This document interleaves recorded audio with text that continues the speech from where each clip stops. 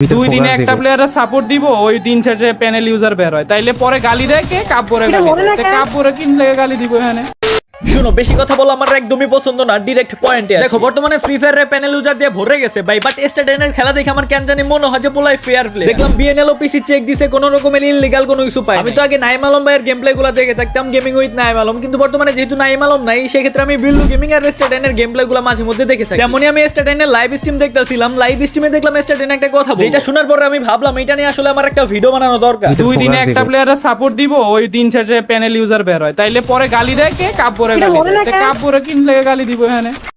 দেখবে একটা কথা হইলো, প্যানেল ইউজারদের সাপোর্ট কিন্তু কাব্য ভাই করতো। কাব্য ভাই যদি তার চ্যানেলের মাধ্যমে প্যানেল ইউজারদের সাপোর্ট না করতো, তাহলে কিন্তু আমরা প্যানেল ইউজারদের নাম গন্ধও পাইতাম না, ওদের চিন্তামও না। সারা জীবন ওরা চুরি করে বড় হইতে পারতো না, বা নিজের লিজেন্ড দাবি করতে পারতো না। হ্যাঁ, ওকে, এখন আমারে তোমরা এটা প্রশ্নই করতে পারো যে কাব্য ভাই কেমনে জানবো যে ও আগে থেকে প্যানেল ইউজ করে বা ও প্যানেল ইউজ করে খেলতেছে? এটা একটা গুড প্রশ্ন, আর এই প্রশ্নের অ্যানসারটা আমি অনেক ভিডিওতেই দিয়ে দিছি, তারপরেও আজকেও বলতো কাব্য ভাই করে কি, ধরো একটা প্লেয়ারের সাথে আজকে কাব্য ভাইয়ের পরিচয় হয়েছে, কালকেই সে বাংলার লিজেন্ড বানিয়ে দিবে ওই প্লেয়ারটা। মানে জানা নাই, শোনা নাই, চেক করা নাই, কিছু করা নাই, মনে করো আজকে পরিচয় হয়েছে, কালকে বাংলার নতুন লিজেন্ড জন্ম নিয়ে। নাই কোনো পিসি চেক, নাই কোনো ফোন চেক, দুর্দান্ত একদম অসাধারণ খেলে, ফাড়িয়া লাইতাছে, একাই 1v4 খেলে। ওরে বাবা রে বাবা, বাংলার নতুন লিজেন্ড। নতুন লিজেন্ড পাইছো, ভালো কথা ভাই, তুমি এই ফোনটা আগে চেক দাও বা পিসিটা চেক দাও, দেন তুমি প্রমোশন করো। আমরা একটা নতুন লিজেন্ড পাইলাম বাংলাদেশে, ভালো তো। নাই কোনো ফোন চেক, নাই কোনো পিসি চেক, একদম ডাইরেক্ট ভিডিও দেইসা বলে দেয় বাংলার নতুন লিজেন্ড। বাট রিয়েল যারা লিজেন্ড তাদের কোনো সাপোর্ট নাই। কেন নাই? কারণ এইসব প্যানেল ইউজাররা যে ভাই দুর্দান্ত খেলে, কারণ প্যানেল ইউজ করার পরে ভাই 100% এর মধ্যে 99.99% হেডশট লাগে। কোন রকমের ফোন চেক নাই, পিসি চেক নাই, তারপরে যদি সে প্যানেল ইউজার প্রমাণিত হয়, তাহলে কি কাব্য ভাইরে বকবো নাকি স্টাডাইন তোমারে বকবো? চোর মোর সাপোর্ট করে কাব্য ভাই, তো তারে কিছু কইবো নাকি তোমারে কইতে যাবো ভাই? তোমাদের একটা ছোট উদাহরণ দেই, ধরো আমার বাসায় একটা কাজের লোক লাগবে, স্টাডাইন একটা কাজের লোক, তারপরে স্টাডাইন ওই কাজের লোকের সম্পর্কে বললো যে সে অনেক বিশ্বস্ত,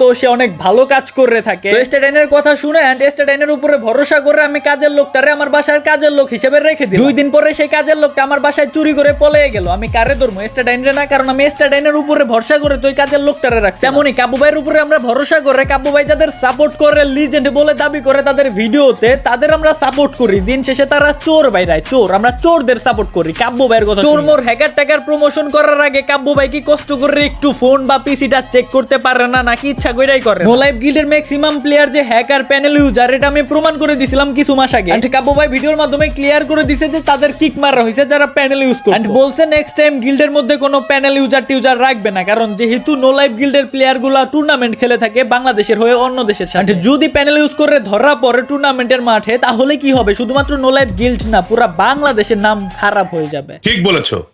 আন্দাজি মাইরা ভাগ্যের উপর 2 দিন 3 দিন প্রফিট করা যায়, ডেইলি প্রফিট করা কি পসিবল? বাইরে বোকার সঙ্গে বাস করতেছে তারা, আর কিছুই না। জুয়া বলার আগে আমাদের ভিআইপি গ্রুপে একবার জয়েন হয়ে দেখো। আগে জয়েন হওয়ার দরকার নাই, টেলিগ্রাম গ্রুপে এসে আগে বুঝে শুনে নিও। হ্যাঁ, রেসপেক্ট করি, প্রত্যেক জনের মতামতকে রেসপেক্ট করি, যারা যতটুকু জানে, যতটুকু বলতেছে ট্রেডিং জুয়া বা গেম বিলিং না, এটা টোটালি অ্যানালাইসিস। কালকে 5টা লাইভে সিগন্যাল দিল অ্যাডভান্স ভাই, 5টাই শিওর। টেলিগ্রামে এসেই দেখো, টেলিগ্রামের গ্রুপের link description box and pin কমেন্টে দেওয়া আছে।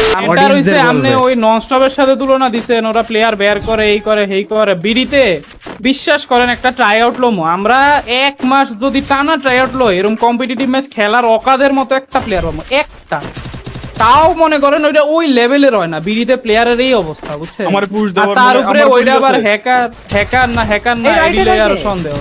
প্রথমত বিডিতে যদি ওই লেভেলের প্লেয়ারই না থাকতো, নাইম আলম কি এলিয়েন ছিল, তাহলে ভাই বাংলাদেশের যে বিল্লু গেমিং, ওইটা কি বাংলাদেশের না, ওইটা কি চাঁদের দেশের নাকি ভাই? তার থেকে বড় কথা, স্টাডাইন তুমি কোন দেশি ভাই? বাংলাদেশি না, উগান্ডার জঙ্গল থেকে আইছো না ভাই? তোমার কথা শুনে মনে হইতাছে তোমরা অন্য গ্রহ থেকে বাংলাদেশে বেড়াইতে। মানে ভাই এটাই তো স্বাভাবিক, 10 জনের মধ্যে একজন ভালো প্লেয়ার থাকবে, আর ওই একজন রত্নকে তোমাদের খুঁজে বের করা। আমার কাজ ভাই রোস্ট করা, অন্যায় যেখানে সেটা খুঁজে বের করে রোস্ট করা, সেই জায়গায় প্রতিবাদ করা। আমি সবসময় অন্যায়ের বিরুদ্ধে রুখে দাঁড়াই, তার জন্য আমার চ্যানেলে প্রতিদিনই স্ট্রাইক খাই। আজকেও একটা খাইছি ভাই সকালবেলা। এই যে দেখো, আমি প্রমাণ দিয়ে দিতেছি, এই যে বড় বড় করে দেখতে পাচ্ছ। তারপরেও কি ভাই ব্ল্যাক সাকিবের উচিত কথা বলা থেকে থামাইতে পারছে? পারে না। ইন্ডিয়ায় ননস্টপ গেমিং রে তো চিনো, ননস্টপ যাদের প্রমোশন দিছিল ম্যাক্সিমামই হ্যাকার বের হইছিল। বস অফিশিয়াল তাদের রোস্ট করছিল, পরে কিন্তু ননস্টপ গেমিং গিল্ডের সব হ্যাকারদের লাইভের মধ্যে এক একটা হ্যাকার রে लात দিয়ে গিল্ড থেকে বের করে। उसके बाद पे आ रहा है कि तुम इंडिया को रिप्रेजेंट करते हो और तुम इंडिया पे इस बार इस तरीके से रिप्रेजेंट करोगे, रिकॉर्डिंग करो तुम अपने चैनल पे।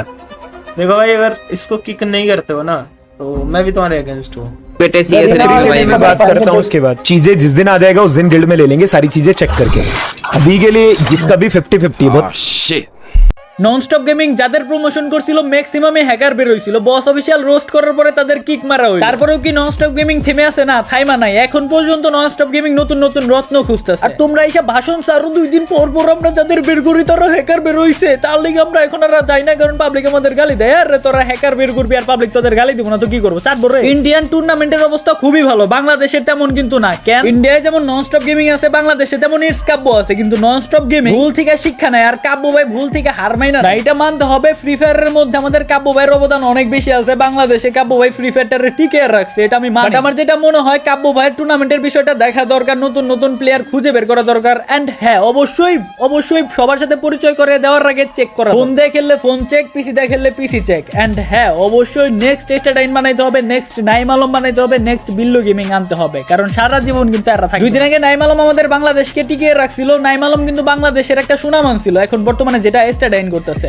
এন্ড স্টাডাইন যখন চলে যাবে তখন ওই নতুন মানুষটা তার জন্য তোমাদের খুঁজতে হবে 100 জনের মধ্যে একজন হলেও বের করতে হবে এন্ড হ্যাঁ অবশ্যই এদের মধ্যে হ্যাকার যাক আশা করি তোমরা সবাই ক্লিয়ার হতে পারছো তার থেকে বড় কথা তোমাদের এই ভাইয়ের সাইড ব্ল্যাক টপ আপ সাইডে এত কম টাকা ডায়মন্ড সেল হইতাছে তোমরা কি তার খবর রাখছো কি ভাই অন্য জনের সাইড থেকে টপ আপ করো তোমাদের এই ব্ল্যাক সাকিব ভাইয়ের ডায়মন্ড টপ আপ সাইড আছে তোমরা যাও খুব অল্প টাকায় তোমরা ডায়মন্ড কিনতে পারবে বিশ্বাস হইতাছে না একবার ঘুরেই আসো না ডেসক্রিপশন বক্সে লিংক দেওয়া আছে আর কমেন্ট বক্সে যার যতটুকু সম্ভব ততটুকু টপ আপ করে নাও আজকের মতো গুড বাই